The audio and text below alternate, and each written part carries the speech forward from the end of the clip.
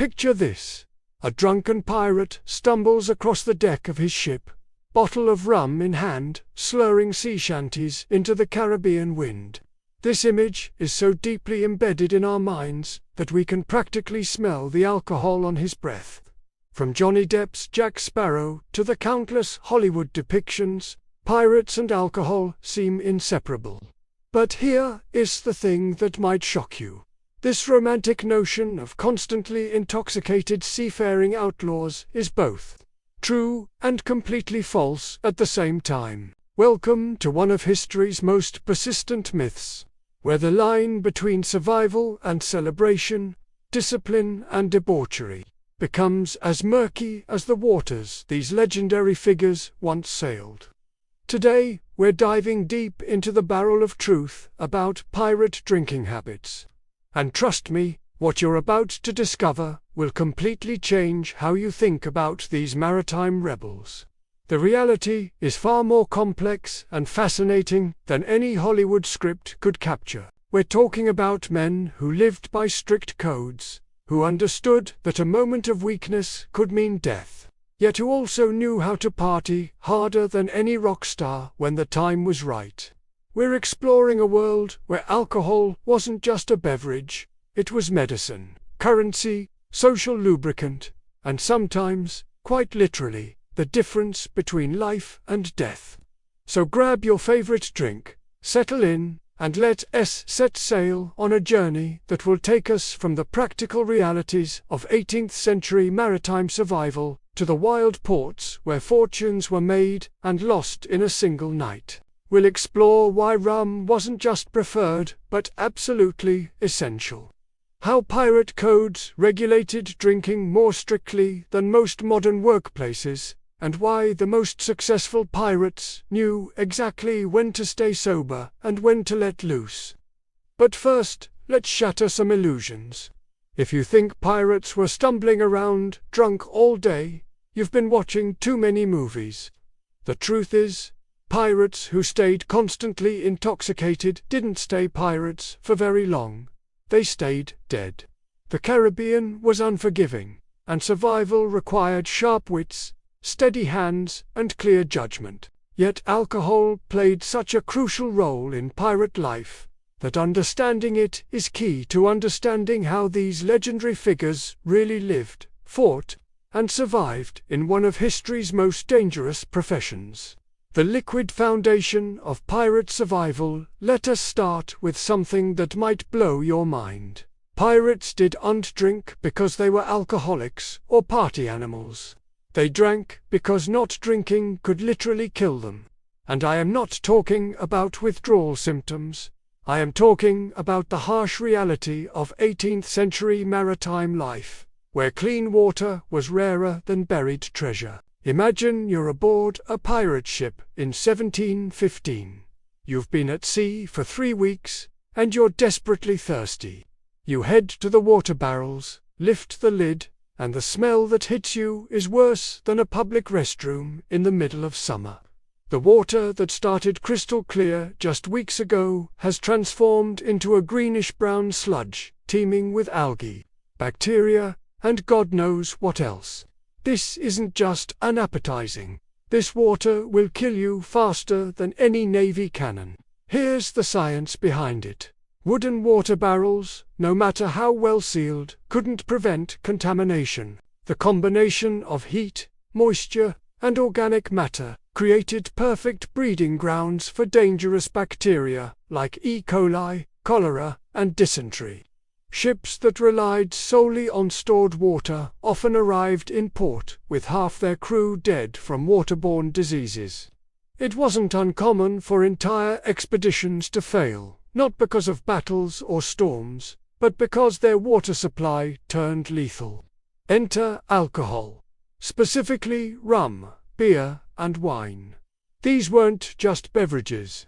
They were liquid life insurance policies. The alcohol content in these drinks created an environment hostile to harmful bacteria. It wasn't that alcohol killed all germs.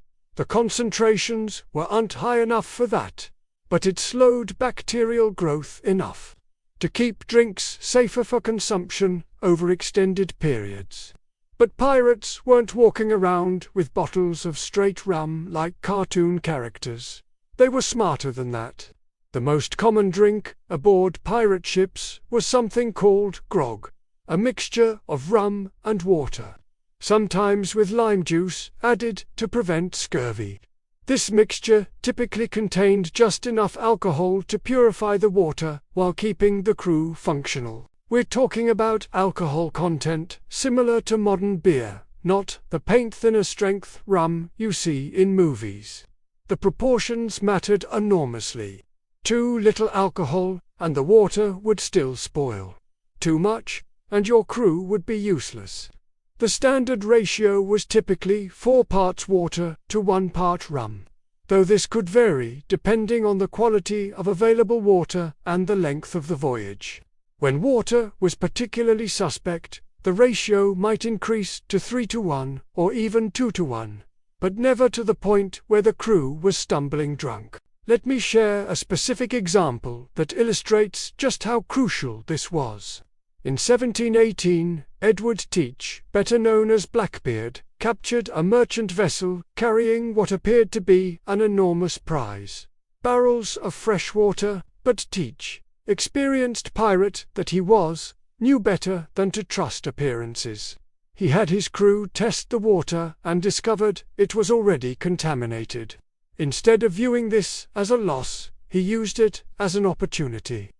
He mixed the questionable water with rum from his stores, creating grog that would last his crew for weeks. This single decision probably saved dozens of lives and kept his crew healthy enough to continue their legendary reign of terror. But the medical applications of rum went far beyond water purification. On ships, where the closest thing to a doctor was whoever had pulled the most teeth or set the most broken bones, rum served as anesthetic, antiseptic, and cure-all rolled into one amber-colored bottle. Picture this scenario. You pirate who has just taken a cutlass to the arm during a boarding action. The wound is deep, dirty, and bleeding heavily. In the 18th century, this type of injury was often a death sentence due to infection. But your ship's surgeon, and I use that term loosely, has a solution. First, he pours rum directly into the wound. The alcohol burns like hellfire, but it's killing bacteria that would otherwise cause gangrene. Then he gives you a large gulp of rum to dull the pain while he stitches you up with whatever thread is available. Finally, he soaks the bandages in rum before applying them. This wasn't primitive medicine, this was cutting-edge treatment for the time. The antiseptic properties of alcohol were well understood by experienced sailors, even if they didn't understand the scientific reasons behind it. Rum was used to treat everything from toothaches to broken bones. Need a tooth pulled? Drink rum until you can't feel your face. Then let someone yank it out with pliers. Fever from tropical disease. Rum and rest. Infected wound. Rum inside and out. The temperature regulation aspect of alcohol consumption was equally important. The Caribbean might seem like a tropical paradise in tourism brochures, but experienced sailors knew it could be brutally cold at night, especially when you're soaked from spray and exhausted from fighting storms. Alcohol doesn't actually warm the body, but it dilates blood vessels near the skin, creating a sensation of warmth that could mean the difference between sleeping and staying awake, shivering all night. During long voyages, rum also served as a crucial source of calories. When food supplies ran low, and they frequently did during extended pirate expeditions, the calories from alcohol could help sustain a crew. A standard daily ration of grog provided several hundred calories, not insignificant when you're living on hardtack and salted meat that might be months old. But here's something most people don't realize. The quality and type of alcohol aboard pirate ships varied enormously depending on what they decaptured recently. Spanish ships might yield sherry or wine. French vessels could provide brandy. English merchants carried ale and porter. Dutch traders had gin. Each type of alcohol had different preservation qualities and alcohol content, and experienced pirates knew how to manage their liquid assets accordingly. The logistics of alcohol storage and distribution were also far more complex than popular culture suggests. Large ships might carry dozens of different barrels containing various types and concentrations of alcohol, each marked and tracked by the ship's quartermaster. The daily ration wasn't just poured randomly. It was carefully measured and distributed based on the crew member's rank, the current supplies, and the anticipated length of the voyage. Consider the economic aspect as well. Rum wasn't just consumed, it was currency. In many Caribbean ports, rum was more trusted and valuable than Spanish pieces of eight or any other form of money. Pirates could trade rum for supplies, information, safe harbor, or even the services of local officials willing to look the other way. A ship's rum supply was literally liquid wealth that could be converted to almost anything the crew needed. The production knowledge that some pirates possessed also gave them additional advantages. Pirates who had worked on sugar plantations or captured ships carrying sugar could actually produce their own rum during long voyages. The process wasn't complicated. Ferment sugar with yeast and water, then distill the result. While the quality might not match professionally produced rum, it served the essential purposes and could be incredibly valuable when supplies ran low. Weather patterns also dictated drinking patterns in ways that landlubbers might not appreciate. During storm seasons, when ships might be battered for days by rough seas, warm grog could be the only hot thing available to the crew. When fires were too dangerous to maintain and cooking was impossible, rum provided both calories and the illusion of warmth that helped maintain morale during the most miserable conditions imaginable. The psychological benefits of controlled alcohol consumption were equally important. Life aboard a pirate ship was characterized by long periods of tedium, punctuated by moments of absolute terror. Months might pass with nothing more exciting than maintenance work and standing watch. Then, suddenly, the crew would find themselves in a life-or-death battle with a Spanish treasure galleon. The daily rum ration provided a small pleasure to look forward to, a brief escape from the harsh realities of life at sea. But perhaps, most importantly, the sharing of grog was a social ritual that bonded crews together. When the quartermaster called for the daily ration, crew members would gather, share news and gossip, and maintain the social connections that were essential for survival. These weren't just drinking sessions. They were crew meetings, counseling sessions, and social hours all rolled into one. The contrast with modern military practices is striking.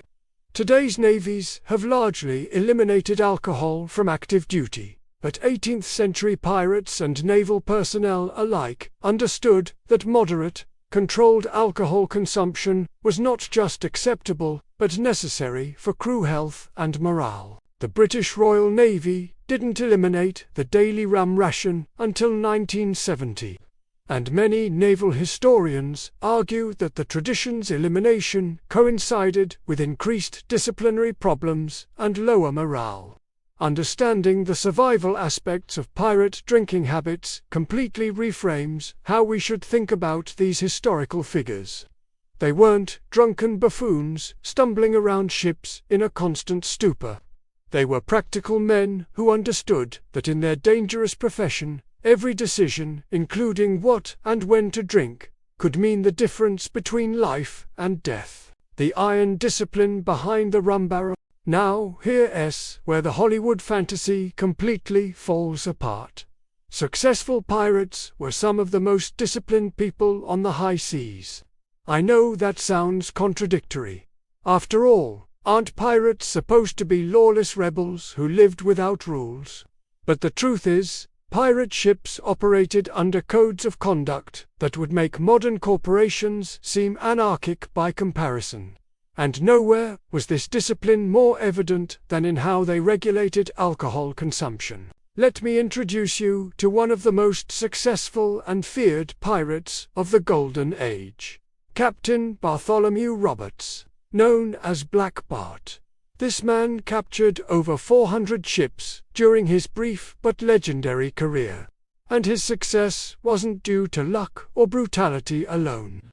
Roberts succeeded because he ran his operations like a military precision instrument, and his rules about alcohol were stricter than most modern workplaces. Roberts' articles, that's what pirates called their codes of conduct, contained 11 specific rules, and several dealt directly or indirectly with drinking. Article 6 stated that no person to game at cards or dice for money. Article 10 declared that the lights and candles to be put out at 8 o'clock at night. If any of the crew, after that hour, still remained inclined for drinking, they were to do it on the open deck. Think about this for a moment. These weren't suggestions or guidelines.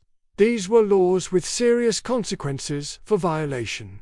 But Roberts wasn't unique. Virtually every successful pirate captain understood that discipline separated legendary crews from dead ones. Captain Edward Lowe's articles prohibited gambling and required that every man shall keep his piece, pistols, and cutlass clean and ready for action. Captain John Phillips' code stated that no drinking to excess shall be allowed, and gaming for money prohibited. These were unjust rules on paper. They were actively enforced through a sophisticated system of punishment and reward. The enforcement mechanism was typically the quartermaster, a position that might be the most misunderstood role in pirate hierarchy. Modern media often portrays quartermasters as basically accountants or supply managers. In reality, the quartermaster was often the second most powerful person on the ship, responsible for discipline, fair distribution of loot, and maintaining crew morale. When it came to alcohol, the quartermaster's word was law. Let me paint you a picture of how this actually worked. It's dawn on a pirate ship somewhere in the Caribbean. The crew has been awakened for the morning watch change. Before anyone can begin their duties, they must report to the quartermaster, who checks each crew member for signs of excessive intoxication. Anyone who appears too drunk to perform their duties safely doesn't just get a warning. They face immediate consequences that could range from reduced rations to public flogging, depending on the severity and frequency of the offense. The punishments for alcohol-related infractions were no joke. Consider the case of pirate William Kidd's crew member Robert Lamley, who was discovered drunk during his watch duty. Lamley received 40 lashes with the Cato, Ninetails, and had his rum ration suspended for a week. But that wasn't the worst part. His share of any future prizes was reduced by 10% permanently. In the high-stakes world of piracy, this financial penalty was often more feared than physical punishment. For more serious alcohol-related offenses, pirates faced the ultimate punishment: marooning. This meant being abandoned on a deserted island or beach with minimal supplies. Typically just a pistol with one shot, some water, and basic provisions for a few days. The message was clear: if you can't control your drinking enough to contribute to crew safety and success, you don't deserve to be part of the crew. But the system wasn't just punitive. It was also brilliantly designed to prevent problems before they started. Most pirate codes included detailed provisions about when, how much, and under what circumstances alcohol could be consumed. These weren't arbitrary rules, but carefully thought-out policies based on hard-won experience. For example, many codes prohibited drinking during battle preparation. When a pirate ship was approaching a potential target, All alcohol consumption ceased until after the engagement was completed. This made perfect sense. Boarding a heavily armed merchant vessel or fighting off naval pursuers required split-second timing, steady hands, and clear judgment. A crew member who was even slightly impaired could endanger everyone's life and freedom. The timing restrictions were equally sophisticated. Robert's 8 o'clock curfew was unrandom. It was based on the understanding that crew members needed to be alert and functional for the critical dawn hours when most sailing and navigation decisions were made. Pirates who wanted to continue drinking after curfew had to do so on deck, where their condition was visible to officers and where the cool night air might help moderate their intake.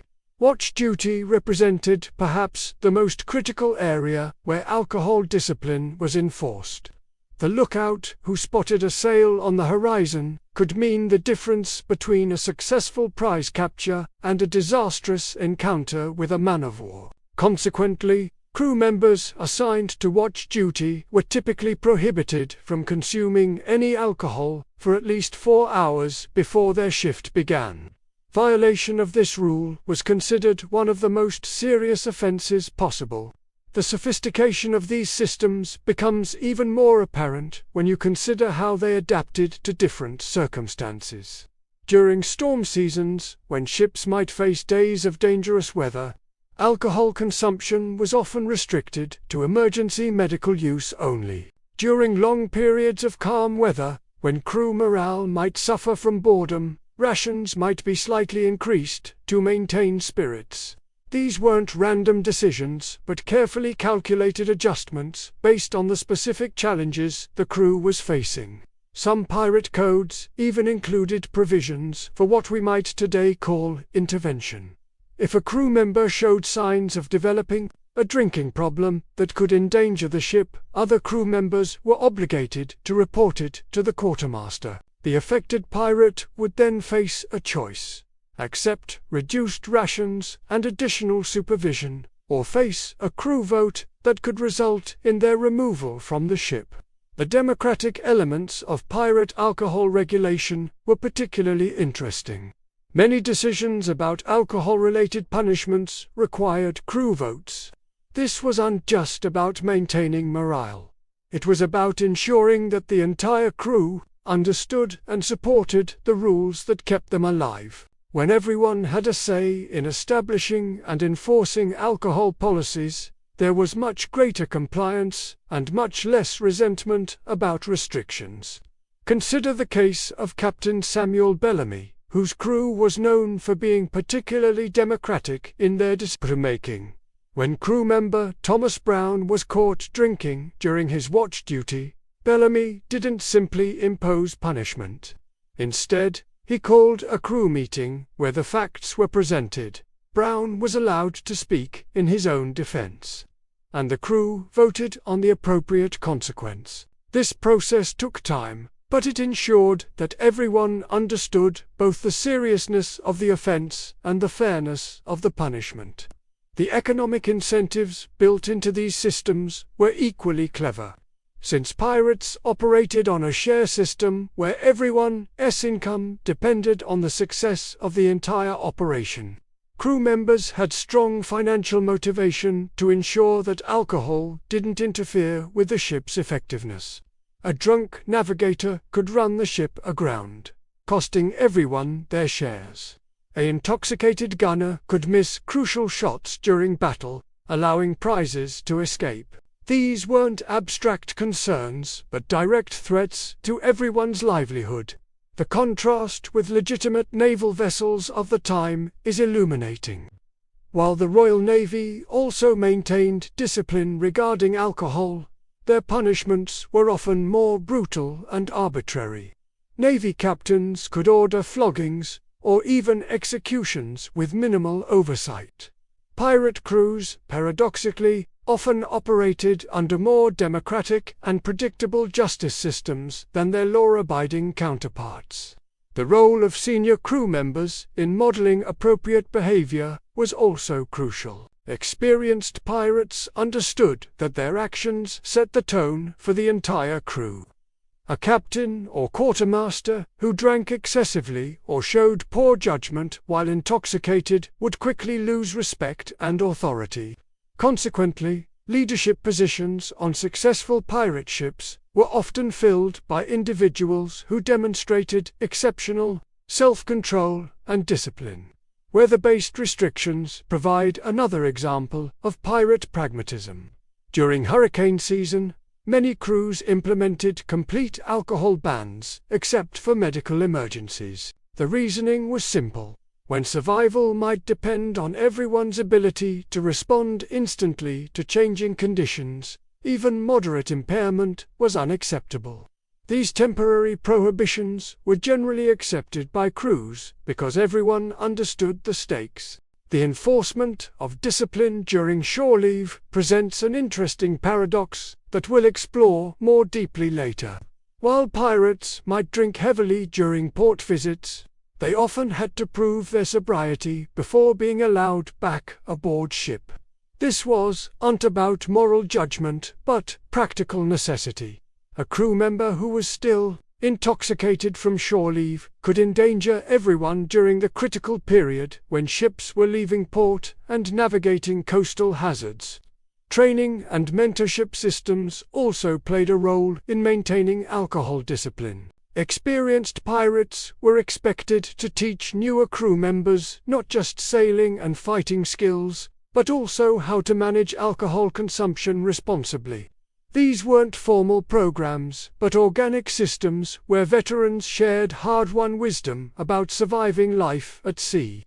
The medical officers on pirate ships, often individuals with some surgical or healing experience, frequently served as unofficial monitors of crew drinking habits. They understood better than anyone how alcohol abuse could lead to injuries, illness, and poor decision-making that could cascade into serious problems for the entire crew.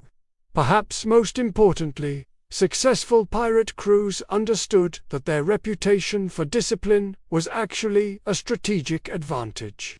Merchant vessels were more likely to surrender without a fight to pirates who were known for being professional and controlled.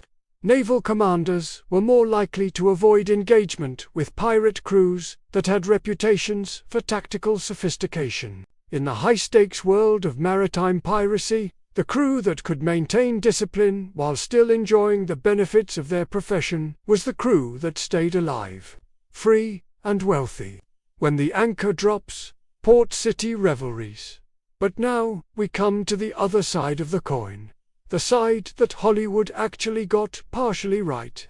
When pirate ships dropped anchor in friendly ports, all bets were off. The same men who had lived under strict discipline for weeks or months at sea transformed into some of the most legendary party animals in history. But here's what the movies miss. This wasn't mindless debauchery. This was calculated, strategic, and absolutely essential for both individual and crew survival.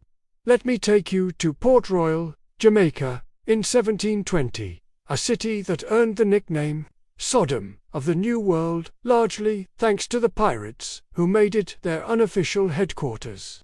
Picture narrow streets packed with taverns, brothels, gambling houses, and merchants selling everything from silk scarves to stolen Spanish silver. The air is thick with the smell of rum, roasted meat, and human sweat. Music and laughter pour from every doorway, mixing with the occasional sound of gunshots or breaking glass. Into this chaos walk 20 pirates who have just completed a 6-month voyage that netted them enough Spanish treasure to live like kings. They've been surviving on wormy biscuits, salt pork, and carefully rationed water for half a year. They've faced storms, battles, disease, and the constant threat of death. Now, suddenly, they have money, freedom, and access to every pleasure that 18th-century civilization can provide. What happens next isn't just partying. It's psychological decompression on a scale that's hard for modern people to understand. These men have been living with stress levels that would break most people today. For months, they've made life-or-death decisions daily, never knowing if the next sail on the horizon belonged to a treasure-laden merchant or a heavily armed man of war. They've watched friends die, dealt with constant physical discomfort, and maintained iron self-discipline because their survival depended on it. The release of finally reaching a safe port wasn't just recreation, it was therapeutic necessity. Modern psychology recognizes that prolonged extreme stress requires periods of deliberate relaxation and pleasure-seeking to prevent complete psychological breakdown. Pirates didn't have therapists or stress management counselors, but they intuitively understood that controlled periods of excess were essential for maintaining the mental health necessary to return to sea. But let's talk numbers, because the scale of pirate spending during port visits was absolutely staggering. Henry Morgan's crew, after sacking Panama City in 1671, reportedly spent over 200,000 pieces of eight during a 3-week stay in Port Royal. That's approximately $50 million in modern currency, blown by fewer than 500 men in less than a month. They bought rounds for entire taverns, hired musicians for private concerts, purchased expensive clothes they would never wear again, and gambled away fortunes on single rolls of dice. This wasn't financial irresponsibility. It was a rational response to their circumstances. Pirates lived with the constant knowledge that their next voyage might be their last. They couldn't invest in property or plan for retirement, because they had no guarantee of surviving long enough to enjoy long-term investments. Their strategy was simple and logical. Earn as much as possible, as quickly as possible, then enjoy it immediately and completely. The drinking during these port visits was legendary. But it followed patterns that revealed the underlying intelligence of even the most debauched pirates. They didn't just drink randomly. They drank strategically, socially, and with specific purposes in mind. First, there was information gathering. Taverns were the internet of the 18th century, places where news, rumors, and intelligence flowed as freely as the rum. A pirate buying drinks for a room full of sailors, merchants, and dock workers wasn't just being generous. He was investing in intelligence that could make or break future expeditions. Which merchant routes were most profitable? Which naval patrols were active? Which ports were friendly to pirates? This information was worth more than the cost of the alcohol used to obtain it. Second, recruitment often happened during these drinking sessions. Pirate crews suffered constant attrition due to death, injury, and desertion. Port visits were opportunities to find new crew members, but not just anyone would do. Pirates needed individuals who could handle both the discipline required at sea and the freedom enjoyed in port. The best way to evaluate potential crew members was to drink with them, observe how they handled themselves when intoxicated, and gauge their character when their guard was down. Third, the social bonding that occurred during port drinking sessions was crucial for crew cohesion. Men who had spent months living in close quarters under high stress needed opportunities to relax together, share experiences, and strengthen the personal relationships that would keep them functioning as a team during future challenges. These weren't just parties. They were team-building exercises that happened to involve large quantities of alcohol. The economics of port drinking were also more complex than they appeared. Successful pirates understood that their reputation for generous spending bought them protection and cooperation from local officials, merchants, and residents. A pirate crew that was known for spreading wealth around town was much less likely to face interference from authorities than a crew that hoarded their money or caused trouble without compensation. Consider the relationship between pirates and tavern owners. who were often some of the most influential people in port cities. A tavern owner who profited substantially from pirate visits had strong incentives to provide information, safe meeting places, and even hiding spots when naval patrols came looking for particular crews. The money pirates spent on alcohol wasn't just purchasing drinks. It was buying political protection and intelligence networks. The gambling that accompanied port drinking was equally strategic. While some pirates certainly lost fortunes to bad luck or poor judgment, experienced crew members understood that gambling was another form of information gathering and relationship building. A pirate who could gamble skillfully, winning enough to gain respect without winning so much as to create enemies, could establish valuable connections with merchants, officials, and other pirates that would benefit future operations. But the most successful pirates also understood the importance of knowing when to stop. Captain Henry Avery, one of the few pirates who successfully retired wealthy, was famous for his ability to enjoy port pleasures without losing control entirely. Avery would participate in the drinking and celebration for several days, then quietly withdraw to focus on planning future operations, while his crew continued partying. This approach allowed him to enjoy the social and psychological benefits of port visits, while maintaining the clear thinking necessary for long-term success. The contrast between different ports also influenced pirate drinking patterns. In Spanish colonies, where pirates were universally hated and hunted, any drinking had to be done quickly and carefully, with constant attention to potential threats. In English colonies like Jamaica, where pirates were sometimes tolerated or even welcomed, drinking could be more relaxed and extended. In French ports, where pirates might be competing with government-sanctioned privateers, the drinking often took on political overtones as different crews tried to establish their credentials and connections. The seasonal patterns of port visits also affected drinking behavior. Pirates who arrived during harvest season, when local crops were abundant and prices were low, could afford to drink more extensively than crews that arrived during lean periods when everything was expensive. Similarly, crews that arrived shortly after successful raids could party harder than those who had suffered recent setbacks or losses. The role of women in port drinking culture was significant and complex.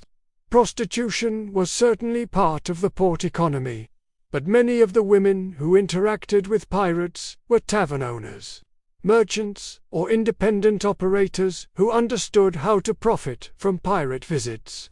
These women often served as unofficial bankers, information brokers, and even strategic advisors to pirate crews. The money spent on drinks often bought access to these valuable services as much as it purchased alcohol or company. Weather patterns also influenced port partying. Pirates who arrived during storm season, when sailing was dangerous, might spend weeks or even months in port, leading to extended periods of celebration and consumption. Crews that arrived during favorable sailing weather might have only days to enjoy themselves before departing for new opportunities. The health aspects of port drinking were both positive and negative. On the positive side, port visits allowed pirates to consume fresh fruits and vegetables that prevented scurvy and other nutritional diseases. The relaxation and pleasure of port visits also provided psychological relief that helped prevent the mental breakdown that could result from prolonged stress. On the negative side, the excessive consumption during port visits sometimes led to injuries, fights, or diseases that could affect crew effectiveness. But perhaps most importantly, the port drinking culture served as a recruitment and retention tool for the entire pirate profession. Young men throughout the Caribbean heard stories of pirates who could afford to buy drinks for entire taverns, who wore silk clothes and carried bags of silver coins. These stories, often exaggerated but based on real events, helped maintain the flow of volunteers willing to risk everything for a chance at pirate wealth and freedom. The legacy of port drinking culture extended far beyond individual pirate crews. Cities like Port Royal, Nassau, and Tortuga became legendary, partly because of the economic activity generated by pirate spending. The taxes, bribes, and economic multiplier effects of pirate money flowing through port cities helped fund infrastructure, support local industries, and create the complex networks of corruption and cooperation that allowed piracy to flourish. The myths we've swallowed and the truth we've missed. So here we are, nearly an hour into this deep dive into pirate drinking culture, and I hope by now you're beginning to see just how different the reality was from the Hollywood fantasy. But let us take a step back and really examine how we got so many things wrong about pirates and alcohol, because the story of how these myths developed is almost as fascinating as the truth they've obscured. The romanticization of pirate drinking began almost immediately after the golden age of piracy ended. By the 1730s, when most of the famous pirates were dead or retired, writers and playwrights were already transforming these dangerous criminals into romantic folk heroes. The 1724 publication of A General History of the Pirates by Captain Charles Johnson, who may or may not have been Daniel Defoe, established many of the stereotypes we still see today. But here's the crucial point. These early romanticizations weren't based on careful historical research. They were entertainment designed to thrill audiences who were safely removed from the actual dangers of piracy. Just like modern action movies aren't documentaries about police work or military service. These early pirate stories weren't accurate representations of maritime criminal life. The drinking stereotype served several narrative purposes that had nothing to do with historical accuracy. First, it made pirates seem less threatening and more comedic. A stumbling drunk with a bottle of rum is funny. A disciplined professional criminal with a loaded pistol is terrifying. Second, it provided easy moral judgment. Audiences could enjoy pirate adventures while still feeling morally superior to characters who were obviously slaves to their appetites. The Hollywood influence cannot be overstated in how these myths became embedded in popular culture. When movies needed to quickly establish that a character was a pirate, having them drink excessively was visual shorthand that audiences immediately understood. From Errol Flynn's swashbuckling adventures in the 1930s to Johnny Depp's Jack Sparrow in the 2000s, movie pirates have consistently been portrayed as lovable drunkards rather than dangerous criminals. But the real damage came from the feedback loop this created. As generations grew up watching these movies, the stereotypes became common knowledge that was then incorporated into new books, movies, and educational materials. Eventually, even some historians began to accept Hollywood versions of events rather than examining primary sources carefully. Let's look at some specific examples of how the historical record contradicts popular myths. Take the famous pirate Blackbeard, Edward Teach. Popular culture portrays him as a constantly intoxicated madman who relied on intimidation and luck. But contemporary accounts describe him as highly intelligent, well-educated, and extremely strategic in his operations. Yes, he cultivated a fearsome appearance, but this was calculated psychological warfare, not the behavior of a drunk. Blackbeard's most famous exploit, blockading Charleston Harbor in 1718, required careful planning, precise timing, and complex negotiations. He held the entire city hostage, not through brute force, but through masterful logistics and political maneuvering. This wasn't the work of an alcohol-addled brain, but of a sophisticated criminal mind operating at peak efficiency. Or consider Bartholomew Roberts, who we discussed earlier.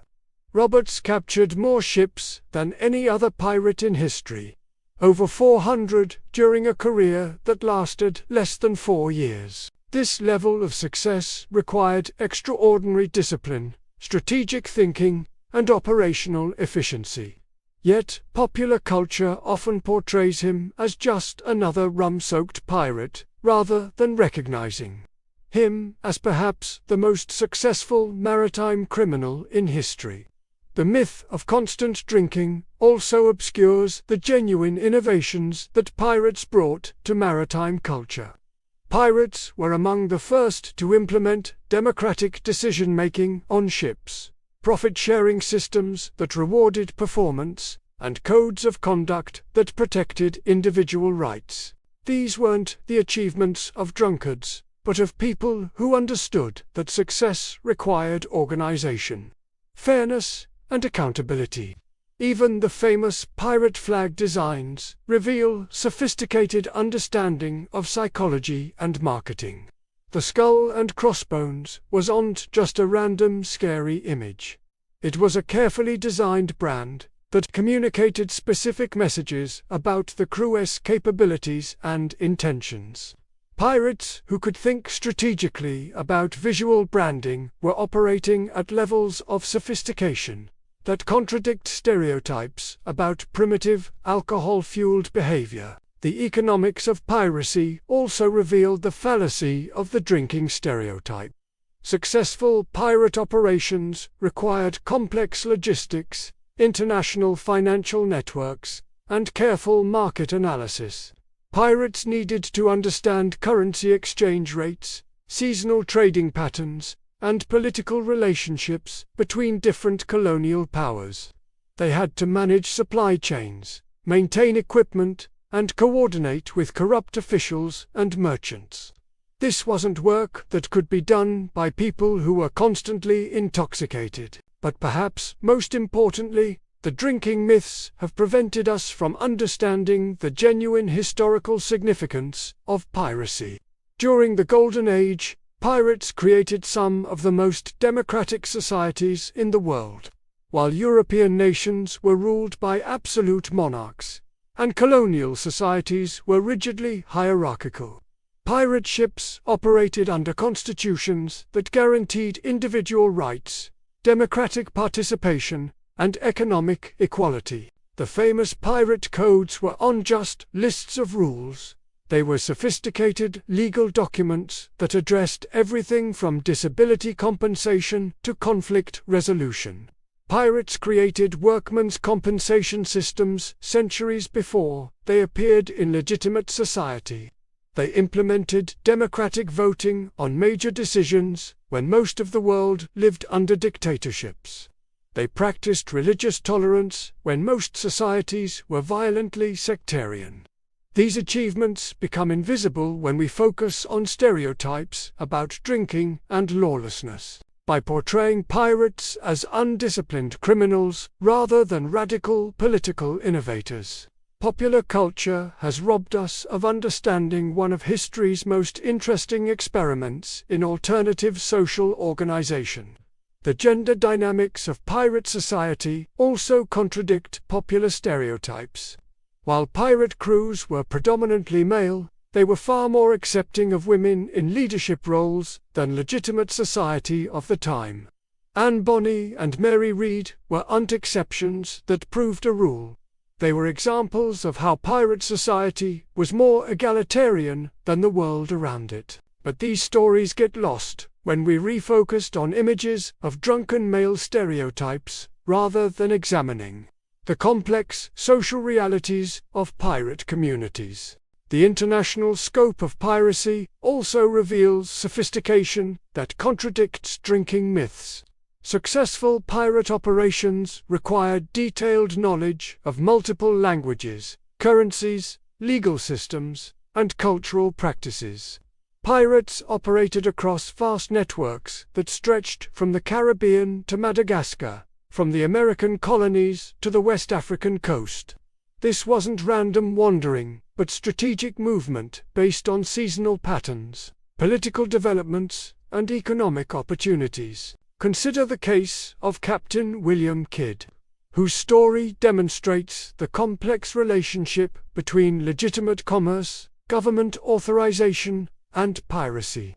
Kidd began as a privateer with official British authorization to attack French and pirate vessels. His transformation into a pirate was unto the result of drunken poor judgment, but of impossible political pressures and conflicting instructions from his sponsors.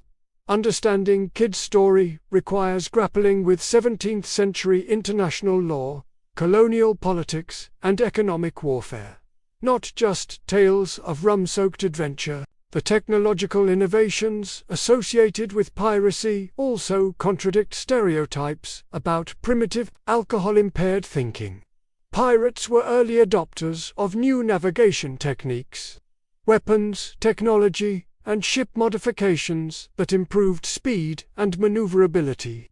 They developed new boarding tactics, communication systems, and logistical approaches that were later adopted by legitimate navies. These innovations required clear thinking, technical expertise, and sophisticated understanding of maritime engineering. The linguistic legacy of piracy provides another window into their actual sophistication. The pirate speak, popularized by movies like Treasure Island, bears little resemblance to how historical pirates actually communicated. Real pirates were typically multilingual, speaking combinations of English, Spanish, French, Dutch, and various African languages, depending on their backgrounds and operational areas. They developed specialized vocabularies for technical maritime operations and created communication systems that could function across language barriers. But let's address the elephant in the room. If pirates weren't constantly drunk, where did the rum association come from? The answer lies in understanding the difference between daily survival drinking and celebratory consumption, which we've explored throughout this investigation. The rum connection is real. Rum was indeed central to pirate life, but its role was far more complex and practical than popular culture suggests.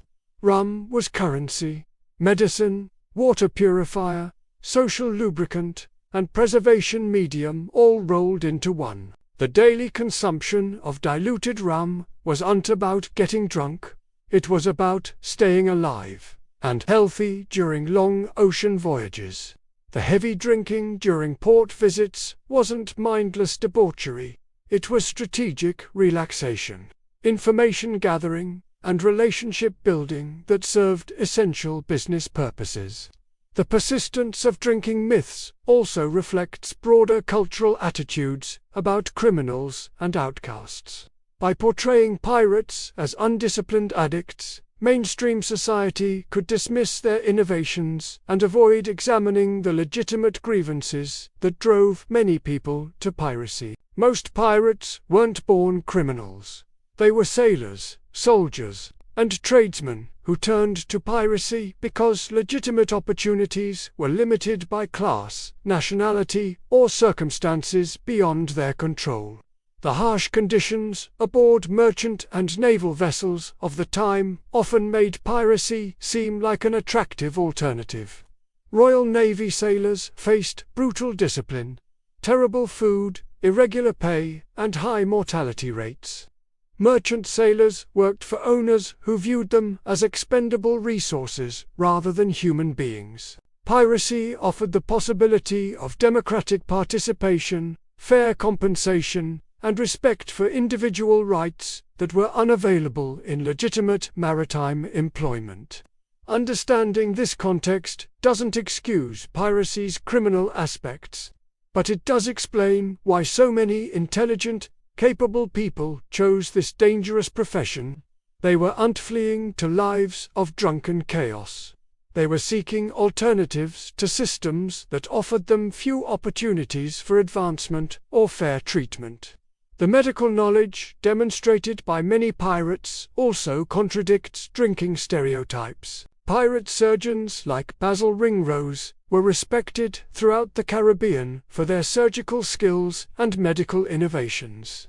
They performed complex operations, developed new treatments for tropical diseases, and maintained detailed medical records that reveal sophisticated understanding of anatomy, pharmacology, and surgical techniques. This wasn't the work of people whose judgment was consistently impaired by alcohol.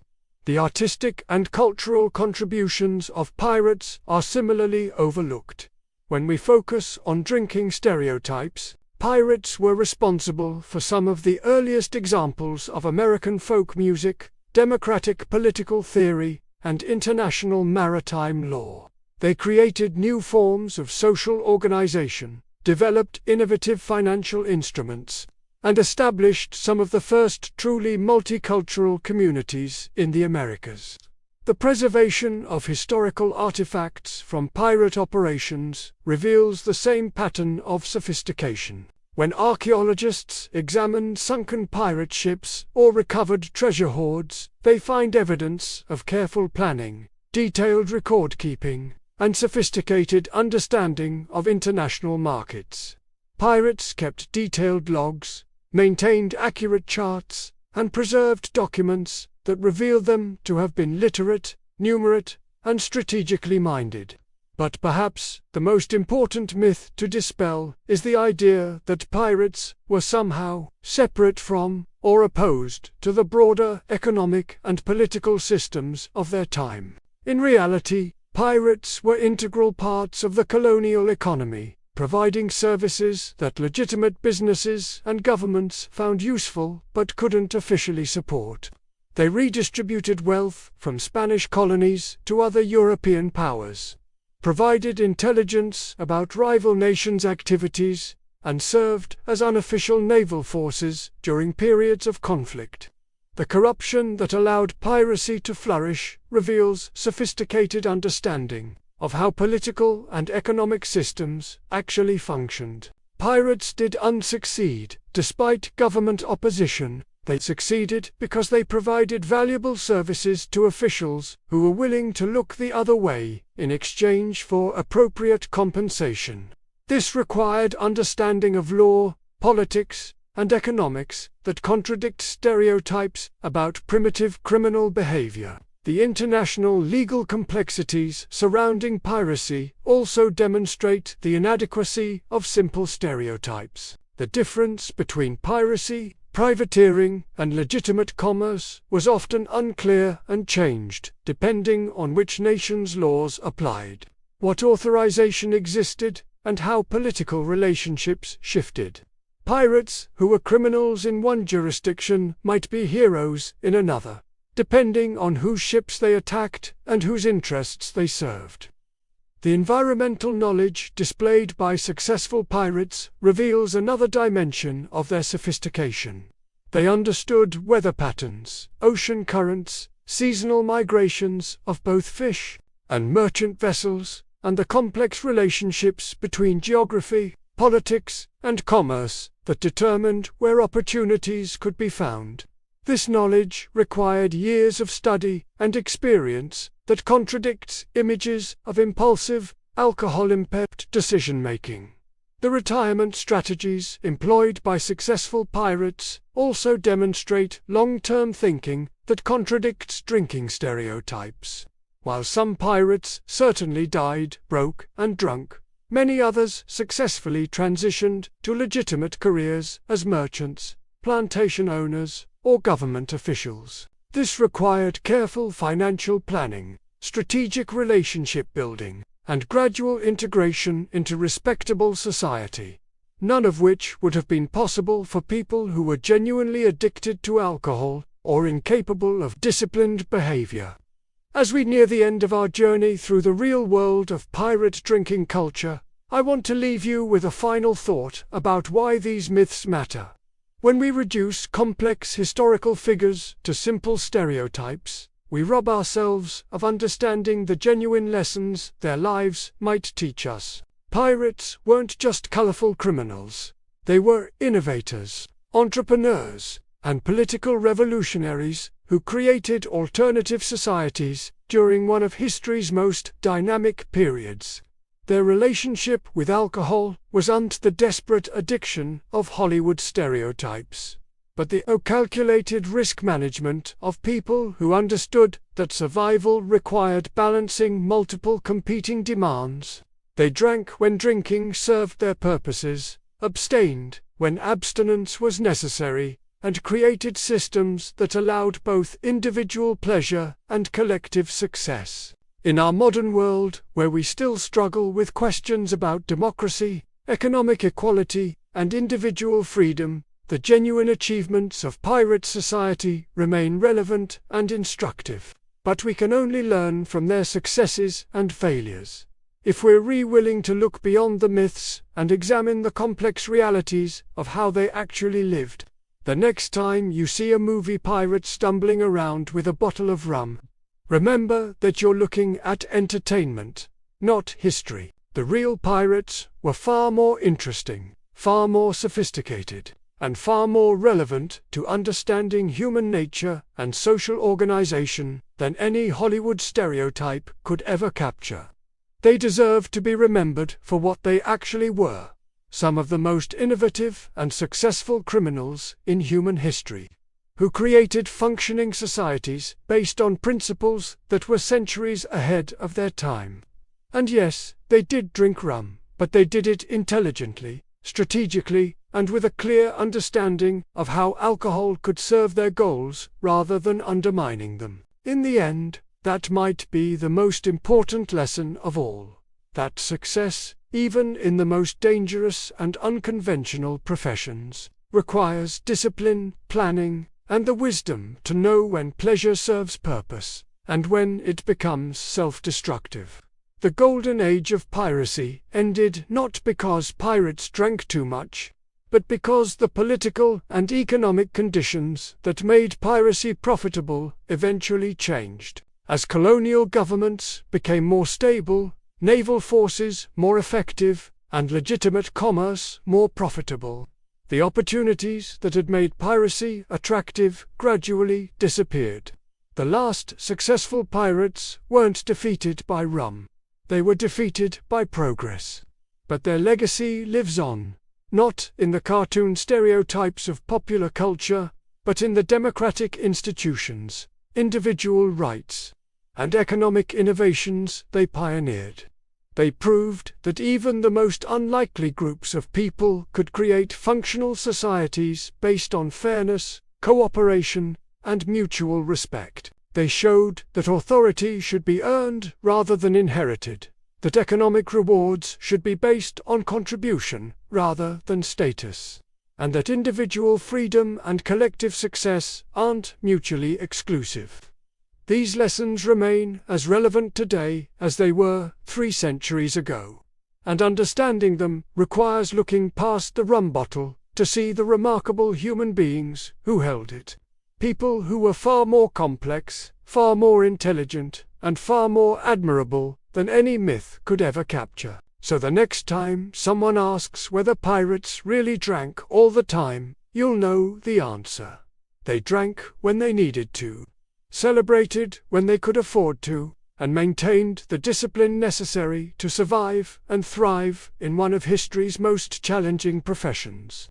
They were neither the drunken buffoons of popular imagination nor the teetotaling saints of revisionist history, but something far more interesting. Human beings who found ways to balance pleasure and responsibility, individual desire and collective need, in circumstances that would challenge anyone, and perhaps that's the most piratical lesson of all, that life is best lived not in extremes, but in the intelligent navigation of the complex waters between them.